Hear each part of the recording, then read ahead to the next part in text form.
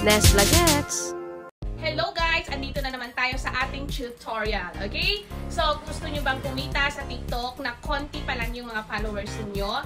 So, may solusyon dyan, okay? Tuturuan ko po kayo. So guys, stay tuned and stay sa aking channel. So guys, una yung gagawin is mag-install lang kayo ng TikTok Seller Center.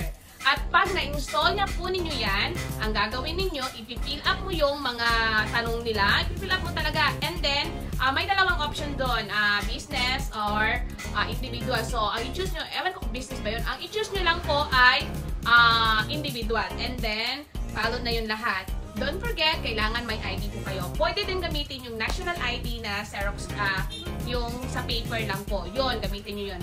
And then, pag na-install na ninyo, pag na-fill up na ninyo, na-comply na nyo lahat, very easy lang. I-verify yan ni TikTok Seller Center. So, mag-antay lang siguro kayo ng 5 minutes para ma-verify yung account ninyo. And then guys, pagkatapos na, pag na-verify na kayo, bumalik kayo sa inyong TikTok na app. So, pag puntan nyo doon, ang gagawin nyo lang po, tingnan nyo. Punta kayo doon sa visit shop or may shop na yan lalabas. And then, meron yang hindi pa yan lalabas yung dashboard kasi may ipifill up pa kayo dyan.